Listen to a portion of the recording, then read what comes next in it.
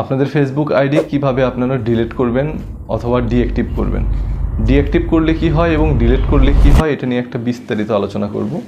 So দেরি না করে ভিডিওটা দেখতে থাকুন। ইনশাআল্লাহ আশা করছি ভিডিওটা আপনার উপকারে আসবে।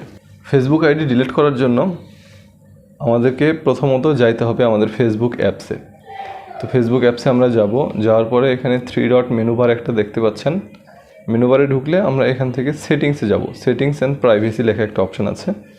এই সেটিংস অ্যান্ড প্রাইভেসিতে যাওয়ার পরে সেটিংস নামে একটা অপশন দেখতে পাচ্ছেন। এই সেটিংসে যাব। সেটিংসে যাওয়ার পরে আমাদের এখানে দেখাচ্ছে personal details, password and security ad performance verification, অর্থাৎ অ্যাকাউন্ট সেন্টার। আমরা এই অ্যাকাউন্ট সেন্টারে ঢুকবো আর কি। তো আমরা পার্সোনাল ডিটেলসে যাওয়ার পরে এখানে দেখতে পাচ্ছেন কন্ট্যাক্ট ইনফরমেশন, বার্থডে, তারপরে account ownership and control. Account ownership and কন্ট্রোলে ক্লিক করব। দেন আমাদের এখানে আসবে মেমোরিয়ালাইজেশন আর একটা ডিঅ্যাক্টিভেশন অর ডিলিটেশন। ডিলিট অপশানটাতে গেলাম। এখানে দেখতে পাচ্ছেন ডিঅ্যাক্টিভেশন অর ডিলিটেশন। এটা কি আপনি ডিঅ্যাক্টিভ করতে চাচ্ছেন নাকি ডিলিট করতে চাচ্ছেন আপনার ফেসবুক আইডিটা?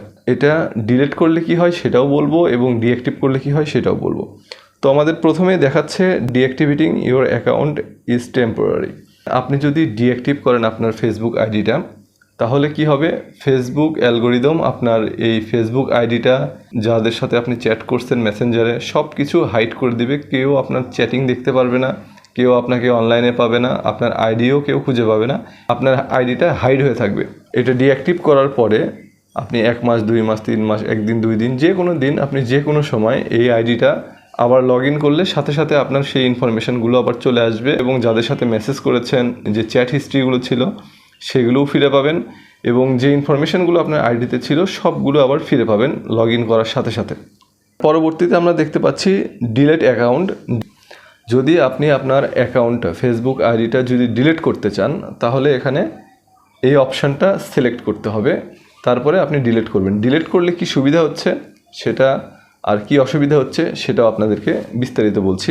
যদি আপনারা আপনার ফেসবুক আইডিটা ডিলিট করে দেন, সেক্ষেত্রে আপনার ফেসবুক অ্যালগোরিদম আপনাকে একটা সময় দিবে। এই সময়ের মধ্যে যদি আপনি কখনো মনে করেন যে না, আমি আমার আইডিটা ডিলিট করব না, আবার ফিরিয়ে নিয়ে আসতে চাই, সেক্ষেত্রে আপনার ইউজার নেম এবং পাসওয়ার্ডটা দিবেন। দিয়ে লগ ইন করলে আপনাকে আবার সেই আইডিতে নিয়ে যাবে।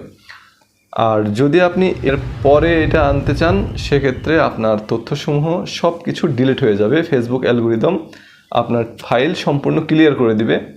তখন আপনি আর আপনার হিস্ট্রি বা আপনার কোনো ফাইলসই এই ফেসবুকের মধ্যে আর পাবেন না। ফেসবুক ডিলিটে আমরা ক্লিক করলাম। এখানে আপনাকে কয়েকটা অপশান দেখাচ্ছে। আপনি এটা ডিলিট করার আগে তারা আপনাকে বলছে কি কারণে আপনি এটা ডিলিট করতে চাচ্ছেন, আপনার রিজনটা কি। তো আপনি এখান থেকে যে কোনো একটা সিলেক্ট করবেন। আমি নিচের থেকে সিলেক্ট করলাম I no longer find Facebook useful. এটা আমি দিলাম, দিয়ে কন্টিনিউ করলাম। কন্টিনিউ করে দিলাম। এখন এখানে দেখাচ্ছে পার্মানেন্টলি ডিলিট অ্যাকাউন্ট ডিঅ্যাক্টিভেটের একটা অপশান আছে।